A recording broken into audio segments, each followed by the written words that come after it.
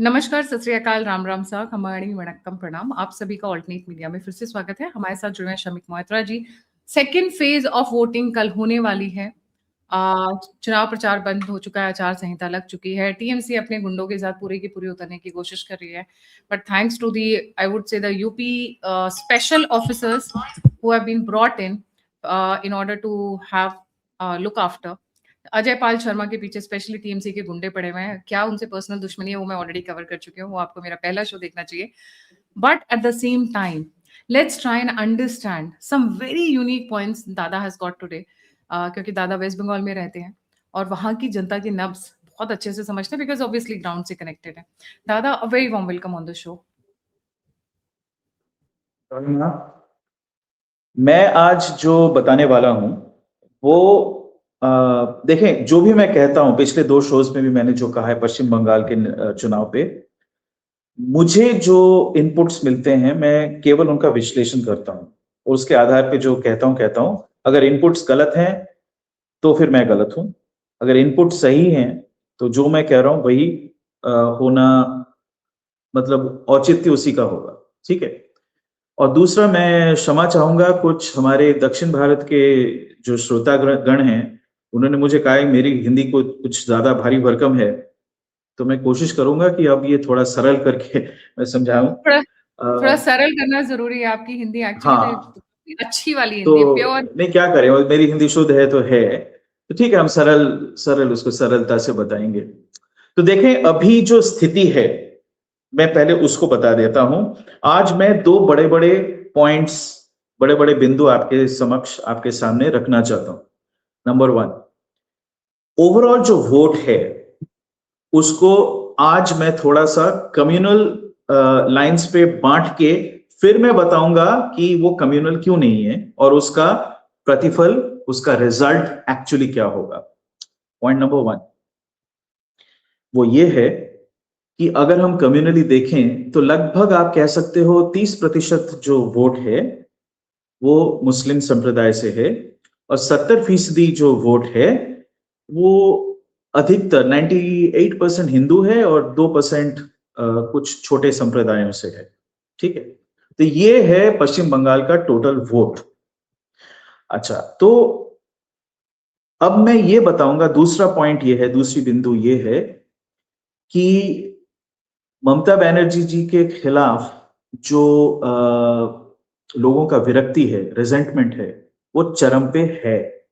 और वो चरम पे उसका होना प्रारंभ हुआ आरजी कर वाले कांड से, और कई और चीजें उसमें जुड़ती गई। और लोग जो इनको एक चांस दे रहे थे पहले, 21 तक तो इनका पूरा पीक हो चुका था, उसके बाद से ये थोड़ा सा जो कर्व है ना नीचे की तरफ गया, पर अभी एकदम प्रेसिपिटेटली, एकदम एकदम से खाई में चला गया है।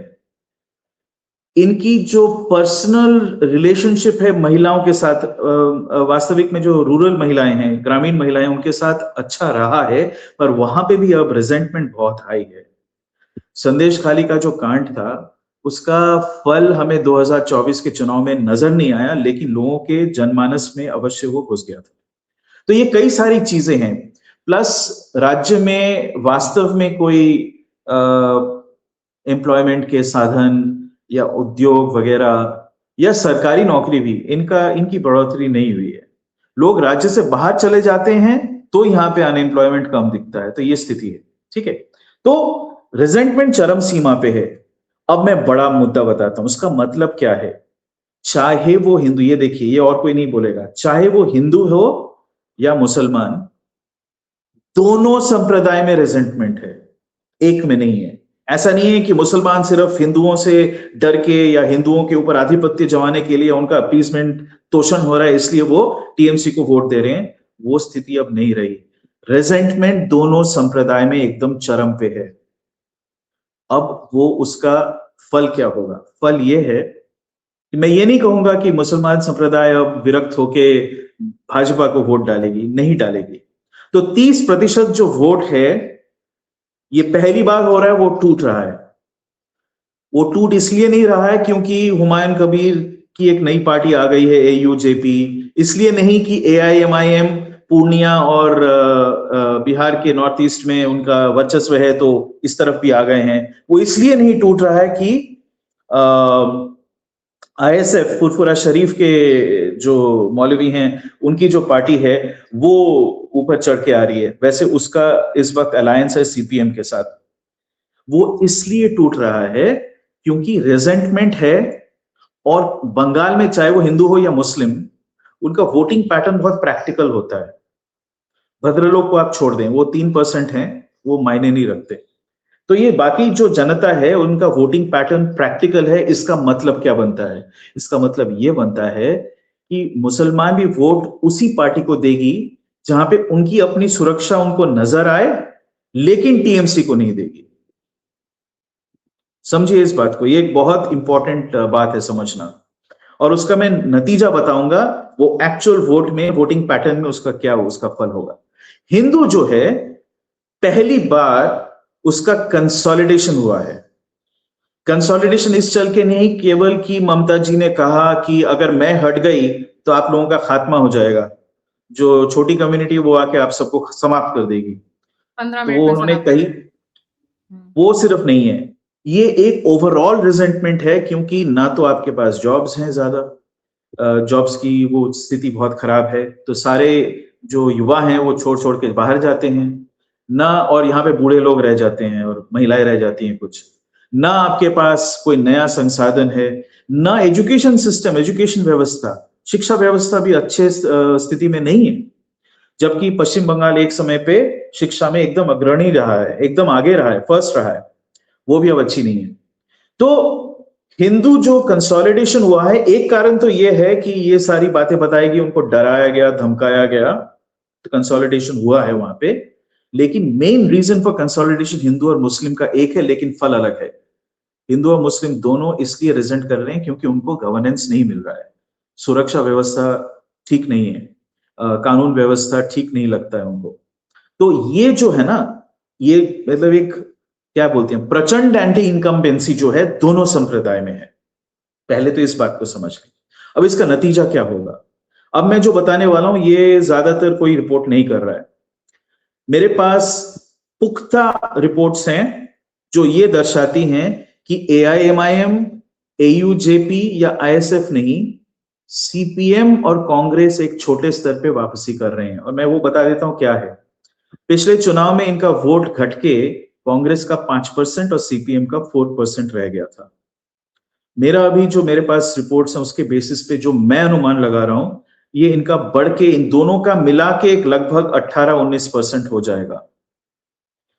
दूसरा, सीपीएम और कांग्रेस का मैं अलग से बताता हूं, फिर बीजेपी पे मैं आता हूं, बीजेपी और टीएमसी पे। सीपीएम और कांग्रेस का क्या होगा इससे? देखिए, इन्होंने चुनाव जो है ना इस बार काफी स्ट्रेटेजिक तरीके से लड़ा है। तो उन्होंने उन स्थानों पे अपना रिसोर्सेज डाला, अपना एफर्ट डाला जहां पे उनको पता है कि ये जो रेजेंटमेंट है उसको वो मोबिलाइज कर पाएंगे। ठीक है, कांग्रेस और सीपीएम अलग लड़ रहे हैं, लेकिन वो एक दूसरे के परस्पर विरोधी एफर्ट नहीं डाल रहे हैं। ये एक टैक्टिकल अंडरस्टैंडिंग है। सीपीएम ने आईएसएफ के साथ कंबाइन किया है, इससे जो मुस्लिम वोट है, जो रेजेंटमेंट है, उसको वो कंसोलिडेट कर पा रहे हैं। कांग्रेस का मुस्लिम्स के साथ बहुत अच्छा रिश्ता है मालदा और मुर्शिदाबाद में। सीपीएम का अच्छा रिश्ता है नदिया, उत्तर और दक्षिण 24 परगना में। बाय द वे यही बेल्ट है जो एक तरह से बॉर्डर से सटता भी है, और दूसरा यहाँ पे मुस्लिमों की संख्या उस स्तर पे है जहां पे वो वोट को इफेक्ट कर पाए। ठीक है, 100 सीटें हैं यहाँ पे टोटल जिनका मैंने जिक्र किया। तो मेरा अनुमान ये है कि ये जो बढ़ोतरी होगी, डबलिंग हो जाएगा, ऑलमोस्ट डबल ऑफ दैट 9% जो मैंने कहा, उससे नतीजा ये होगा कि सीपीएम और कांग्रेस 20 से 25 सीटें निकाल के ले जाएंगी। और उससे भी बड़ा नतीजा ये होगा कि टीएमसी का जो वो थोक के भाव 30% का 80% या 90% मुस्लिम वोट उनको मिलता था, वो बट जाएगा, वो कट जाएगा। So TMC will be the biggest loser. वो कई स्थानों पे, मेरा अनुमान है कि लगभग 150 से 160 सीटों पे वो नंबर 3 या नंबर 4 पे आ जाएगी, नंबर 2 पे भी नहीं रहेगी। दूसरा, इसका मतलब है एक तरह से पोलराइजेशन हो गया है। जो रिलीजियस नजर आता है, पर कारण overall resentment against poor governance कह सकते हैं, या इनकॉम्पिटेंसी कह सकते हैं, या नाकामयाबी कह सकते हैं, या करप्शन कह सकते हैं, जो भी कारण हो, दोनों संप्रदाय खिंचे हुए हैं इस वक्त। और ये जन आक्रोश बहुत पैल्पेबल है। ये पूरा आपको सड़कों में नहीं दिखेगा। जो अवसरवादी लोग हैं वो अभी तक रैलीज में जा रहे हैं और वो बढ़ चढ़ के स्लोगन्स लगा रहे हैं, तो उस पे आप लोग ध्यान न दें। जो जनता का अभी मानस है वो ऐसे बंट गया। तो अब बीजेपी को क्या होगा? बीजेपी का देखें, मेरा अनुमान है कि ये जो 70% हिंदू वोट है उसका 80%, 75 से 80% बीजेपी ले जाएगी। आप कंजर्वेटिव ले लो, 75% ले जाएगी। 75 और 80 का कितना होता है? लगभग आप कह सकते हो 44-45%। तो मेरा जो पुराना आकलन था वो इसमें और कंफर्म हुआ है। तो 45% के आसपास, 44-45% तो बीजेपी का पक्का है। और उसका डिस्ट्रीब्यूशन कुछ इस तरीके से है कि अब मुझे जो नजर आ रहा है कि 200 क्रॉस करने की संभावना है बीजेपी का। 170 से 200, मैंने पहले रेंज बताया था 180 मिड पॉइंट था, ±10, और अब मुझे लगता है कि वो उस दिशा में चला जाएगा, क्योंकि टीएमसी का वोट जो है वो टूट रहा है, बुरी तरह से टूट रहा है। कांग्रेस और सीपीएम को जा रहा है, इनके कांग्रेस और सीपीएम गेन कर रहे हैं, वो गेन कर रहे हैं। एंड ओवरऑल वोट शेयर में कई स्थानों पे वो नंबर 2 होंगे। कहीं पे कांग्रेस होगा, कहीं पे सीपीएम होगी, पर ये होने वाला है। तो एक तरह से जो मुझे नजर आ रहा है, ये कांग्रेस की वापसी नहीं है। कांग्रेस का एक सर्वाइवल का प्रश्न था, वो उसने अपना इंश्योर कर लिया है। सीपीएम की थोड़ी वापसी हो रही है स्टेट में। देखें, जो बूढ़े लोग हैं, जो 60+ एज ग्रुप के हैं, वहां पे अभी भी टीएमसी का बहुत हेवी सिंपैथी है।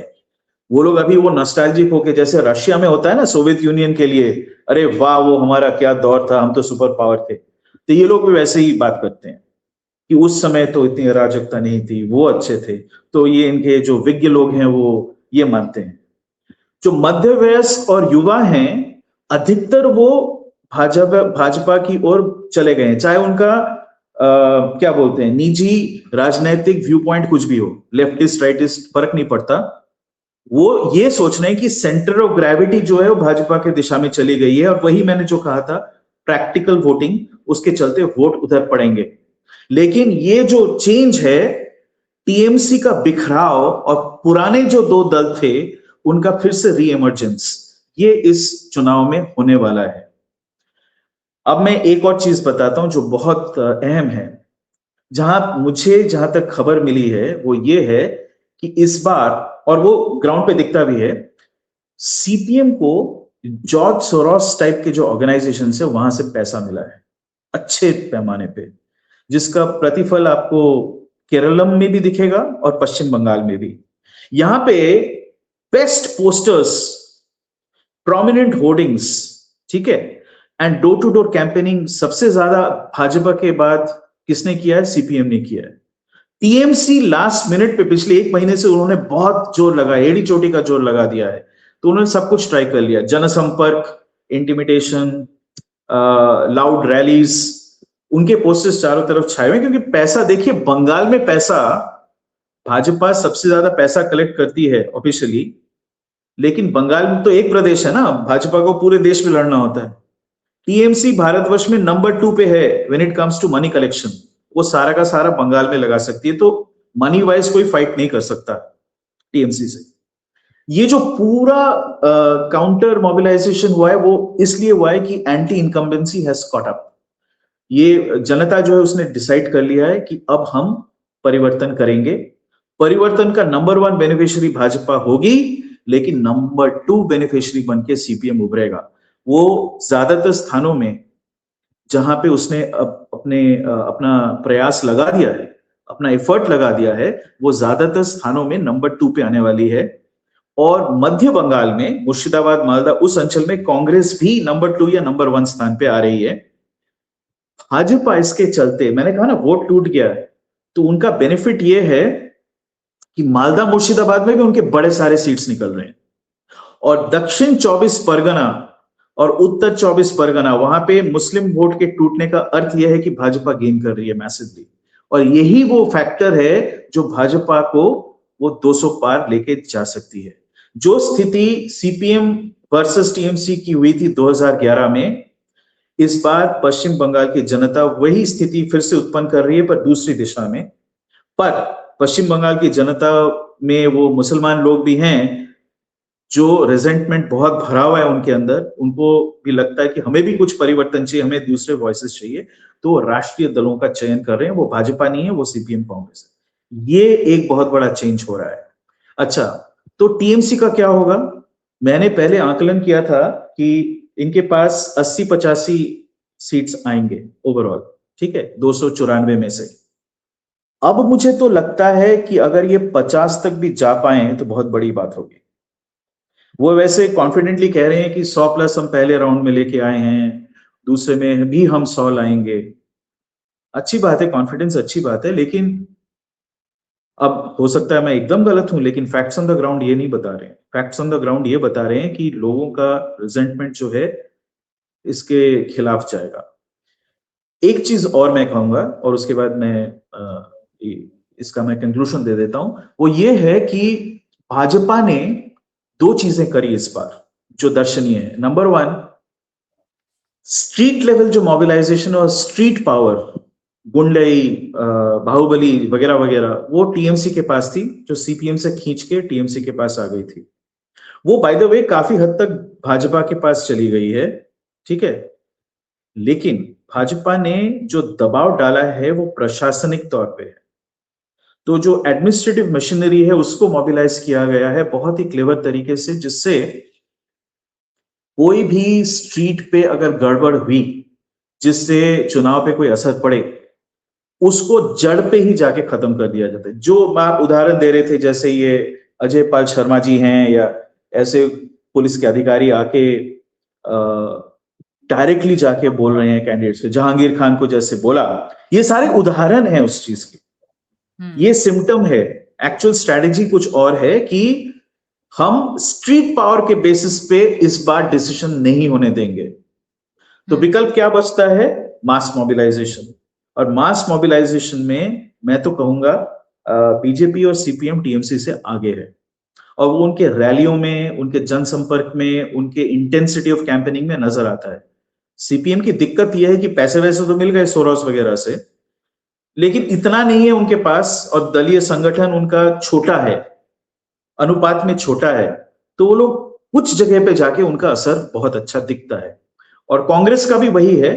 कांग्रेस के पास पैसे की तो कमी है इस वक्त, ये तो फैक्ट है, क्योंकि वो लोग आउट ऑफ पावर रहे हैं, 2 या 3 स्टेट्स हैं उनके पास पड़े, तो वो उतना पैसा डाल नहीं पाए हैं। लेकिन उनके जो पुराने रिश्ते हैं, they are very good at networking, उसको इस्तेमाल करके उन्होंने कुछ जगहों पे अपना स्थान फिर से बना लिया है, वो काबिज हो गए हैं उस पर, ठीक है। और कम्युनिटी आउटरीच उनका बुरा नहीं है, कम्युनिटी आउटरीच बहुत अच्छा है। तो ये अब स्थिति बनेगी कि आप देखेंगे कि एक फ्लिप होगा।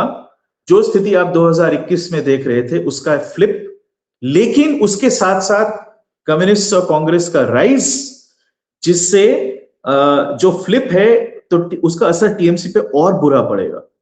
तो ये एक स्थिति उभर के आ रही है मेरे हिसाब से। एक चीज मैं कहना भूल गया, कुछ लोग कहते हैं बीजेपी के प्रति भी कुछ लोग विरक्त हैं, चाहे उनके खुद के ही सपोर्टर्स, पुराने सपोर्टर्स रहे हों। वो कहते हैं कि नहीं, ये दल जो है कांग्रेस वर्जन 2 हो गया है और जुमलेबाजी करती है, ये अच्छा नहीं है, वो बुरा है, एटसेट्रा एटसेट्रा। देखिए, वो सब तो ठीक है, पर चुनाव उस बेसिस पे नहीं होता है, क्योंकि बीजेपी वेस्ट बंगाल में पावर में नहीं है ना बाबा, तो एंटी इनकम्बेंसी यहाँ पे काम नहीं करता। ये लोकल इलेक्शंस है, यहाँ पे वही काम करता है कि आप क्या चाहते हो, आप चेंज चाहते हो या आप कोई आइडियोलॉजी के चलते आप वोट डाल रहे हो, ये सब बातें, या कोई लोकल फैक्टर हो, यही बातें होती है, ठीक है। लोकल चुनाव में ये कोई नहीं देखता है कि राष्ट्रीय स्तर पे क्या हो रहा है, तो उसका प्रतिफल उसमें दिखेगा लोकसभा चुनाव में। ये लोकसभा चुनाव नहीं है, ये राज्य चुनाव है। राज्य में कौन सा गवर्नेंस चाहिए, कौन सा स्टाइल चाहिए, राज्य में किस चीज का प्रैक्टिकल बेनिफिट होगा, लोग वो देख रहे हैं। लोगों को चाहिए नौकरी, उनको चाहिए सुरक्षा और कानून व्यवस्था, उनको चाहिए महिला सुरक्षा, उनको सब्सिडी भी चाहिए उस स्तर पे। जो उनके लोग जो बाहर काम करने जाते हैं वो देख के आते हैं दूसरे स्टेट्स में, तो बोलते हैं कि यहाँ पे 1500 रुपए मिलते हैं, वहां तो 3000 से 6000 रुपए मिल रहा है, हमें क्या फायदा हो रहा है। तो इसलिए चेंज आएगा, और चेंज जो है वो उस तरह से आएगा जैसे मैंने अभी दर्शाया। टॉप पे रहेगी बीजेपी, नंबर 2 या तो कांग्रेस या सीपीएम, एंड ये नीचे रहेगी टीएमसी। सो टीएमसी अगर उस स्थिति में पहुंचती है तो ये दल भी बिखर जाएगा। इसीलिए वो शायद ये एक अंदेशा उनको था कि ये एक पॉसिबिलिटी है, तभी ममता जी ने कहा था कि हम रहेंगे, पता नहीं क्या व्हाटएवर स्टेटमेंट शी कोटेड, हम रहेंगे तो फिर मिलेंगे, टीएमसी रहेगी तो फिर मिलेंगे। हाँ, वो एक आपको अच्छी तरह याद होगा, मैंने उतना बारीकी से ध्यान नहीं दिया था उनके स्टेटमेंट पर, उसका तात्पर्य यही था। तो जितना भी मुझे नजर आ रहा है, चाहे वो टीएमसी के बाहुबलियों का स्टेटमेंट हो, उनके पॉलिटिशियंस का स्टेटमेंट हो, कुछ पॉलिटिशियंस तो पलायन कर चुके हैं। अच्छा, अभी जहांगीर खान जो है, जो डायमंड हार्बर रीजन के बाहुबली हैं और अभिषेक बैनर्जी के राइट हैंड माने जाते हैं, उनको वो नजर नहीं आ रहे कहीं पे, किसी को नहीं पता वो कहाँ पे, या तो वो अंडरग्राउंड हो गए या फिर बांग्लादेश चले गए हैं। आपने सुना है ना जहांगीर खान ने कल से क्या किया हुआ है? कल रात से कितना तांडव मचाया हुआ है, तो अचानक से ही उड़ लिए या कहीं किसी बंद कमरे में बिठा दिया गया है?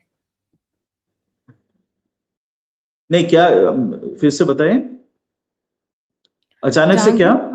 जहांगीर खान ने पिछले 2 दिन में तांडव मचा के रखा हुआ था, बाइक रैलीज एंड पता नहीं क्या क्या। नहीं, वो तांडव तो खत्म हो गया, तांडव खत्म हो गया, उसको निर्मूल कर दिया गया तांडव की स्थिति को। अच्छा, कुछ अब हम थोड़ा सा हट रहे हैं, ये मैंने बहुत बड़े बड़े पॉइंट्स बताए, ये बहुत छोटा चीज है, ये कुछ नहीं है, ये लोकल इश्यूज में हमें नहीं उलझना चाहिए, ये बहुत ही छुटपुट घटनाएं हैं, कुछ नहीं है। एक एमएलए उपद्रव कर रहा है एक रीजन में, उससे ये वोट की दिशा नहीं बदल रही।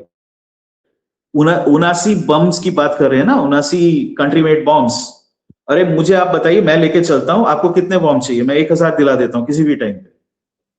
यहाँ पे मतलब ये किचन वो है, किचन फैक्ट्रीज हैं बंगाल में, बॉम्ब बनाना तो बाएं हाथ का खेल है, बच्चा बनाता है यहाँ पे बैठ के बॉम्ब, हजारों बॉम्ब्स हैं, it's not a terror issue, this is a local culture, please understand.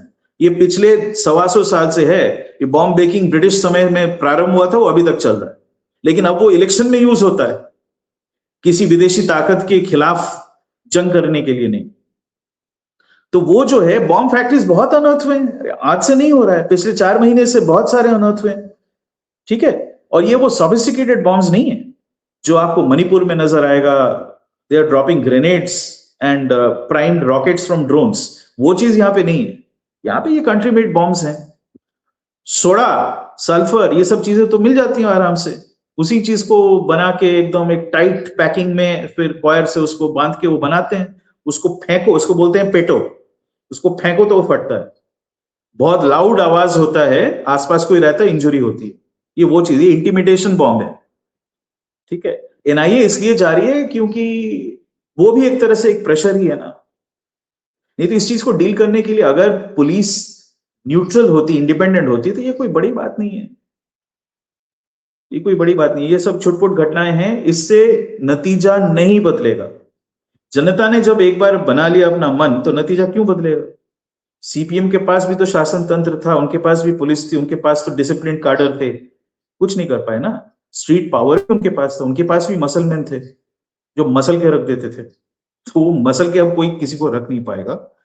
मैं सिर्फ इतना देखना चाहता हूं कि कल का चुनाव अगर पहले चरण की तरह रिलेटिवली शांतिपूर्ण हो, उतना शांतिपूर्ण शायद ना हो लेकिन रिलेटिवली शांतिपूर्ण हो, और 90% प्लस ये भी जाए ये वाला राउंड, तो फिर जो मैं कह रहा हूं वो मोटा मोटी वही होगा।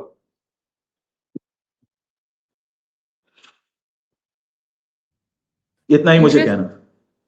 टीएमसी का पैसा भी काम नहीं आया, जॉर्ज सोरोस का पैसा भी इन लोगों को काम नहीं आया। पैसे से नहीं होगा, पैसे से नहीं हो पाएगा इस पर, पैसा दूसरी तरफ भी है, पैसा हर तरफ है, पैसे से नहीं है, ये चुनाव लड़ा जा रहा है जनता का जो रुख है उस पे। जनता इस बार अच्छा, इसमें एक चीज और जनता, ये टीएमसी नहीं है, जनता ममता को चाहती है नहीं चाहती है, ये तय कर दिया है लोगों ने ना, ममता और अभिषेक बैनर्जी को वो चाहते हैं या नहीं चाहते हैं, ये वो तय कर। राइट। एक चीज और इसमें इंटरेस्टिंग है, लोग बार बार कह रहे थे यहाँ पे सुप्रीम कोर्ट का वो लगवा दीजिए, प्रेसिडेंट्स रूल लगवा दीजिए, या उस तरीके की चीजें अगर इन्होंने कर दिया होता ना, तो ये जो गुस्सा अब वोट में कन्वर्ट हो रहा है वो नहीं होता, बिकॉज वो फिजल आउट हो जाता। So the pressure that build up, because what was happening in Bangladesh, what happened in Pahalgam. नहीं देखिए, ये चुनाव जो होता है ना, ये जनता के भाव की अभिव्यक्ति है. It is an expression of people's inner consciousness. तो इसलिए इसको होने देना बहुत आवश्यक था. ये नहीं तो ना एक वो गैस्केट वाली स्थिति होती है प्रेशर कुकर में, बिना गैस्केट के आप कुछ करो तो वो शायद फट भी सकता है, बहुत बुरा होता है. ये तीसरा सबसे बड़ा राज्य है इस देश का. कई तरह से ये देश का आध्यात्मिक और सांस्कृतिक केंद्र भी रही है. ये बॉर्डर स्टेट है, 3 तरफ से बॉर्डर स्टेट है. नेपाल बॉर्डर भी है, चाइना बॉर्डर बहुत पास है इसके. हाँ, सिक्किम और भूटान के संधि स्थल में पश्चिम बंगाल भी आता है, वो भी बॉर्डर है, और बांग्लादेश भी बॉर्डर है. मैरीटाइम स्टेट भी है. तो ये नेशनल सिक्योरिटी के तौर पे भी बहुत ही महत्वपूर्ण, बहुत ही इंपॉर्टेंट राज्य है. तो इसको डेमोक्रेटिक प्रोसेस से पलटना ज्यादा जरूरी था, चाहे सेंटर पे कोई भी दल हो. ये आवश्यक था. ये एक रीजनल पार्टी थी. इनके जो कार्यक्रम थे वो आइडियोलॉजी बेस्ड नहीं, पॉपुलिज्म बेस्ड थे. कुछ साल तक सक्सेसफुल रही, लेकिन उसके अंदर के जो लोग थे, तरह तरह के लोग आए थे ना, आइडियोलॉजी बेस्ड नहीं था. उनका आने का, साथ आने का वो क्या था कि हमें कमाना है, कुछ हम बेनिफिट दे देंगे लोगों को, उससे हम आगे चलेंगे, और ऐसा स्ट्रीट को कंट्रोल करेंगे, कोई आ नहीं पाएगा, उनको हटा देंगे और हम अपना खाते रहेंगे. तो ये खाते पीते लोगों का ये जो है ना, वो बियॉन्ड अ पॉइंट लोग सहन नहीं करते. क्योंकि चेंज वो इसलिए लाए थे क्योंकि सीपीएम ने डी इंडस्ट्रियलाइज कर दिया था स्टेट को. जो इंडिया का सबसे औद्योगिक क्षेत्र था उसको डी इंडस्ट्रियलाइज कर दिया था. तो वो चेंज चाहते थे लोग. और सीपीएम भी अपने उसके भी गुंडे थे, मसलमैन थे, वो मतलब कम्युनिस्ट नाम के वास्ते ही रह गए थे. तो वो चेंज चाहिए था, लेकिन वो चेंज मिला नहीं. 15 साल बहुत होते हैं. अभी जो जनरेशन है ना, वो पिछले जनरेशन की तरह धैर्यवान नहीं है. तो जो लोग 18 से 40 की उम्र के हैं ना, जो ज्यादातर लोग हैं इस प्रदेश में भी और भारतवर्ष में भी, तो बस हो गया, बहुत हो गया. Right, they are done with it, done and dusted. लगता है टीएमसी का इसके आगे भविष्य नहीं है. कभी रिटर्न मार ले तो देर की बात है, because Abhishek Banerjee doesn't seem to be a good leader, I would say. Otherwise, TMC is fighting for survival, it's not fighting to win. Please understand. नहीं, वो पीछे सर्वाइवल के लिए लड़ रहे हैं इस वक्त, जीतने के लिए नहीं. वो कहे कुछ भी, लेकिन वो लिटरली सर्वाइवल के लिए लड़ रहे हैं. No, Dada, I meant to say he has not established himself as a good leader. Mamata Banerjee के आगे उनका कोई नाम ही नहीं है, कोई पूछता ही नहीं है उन्हें. At least country wise, nobody knows him.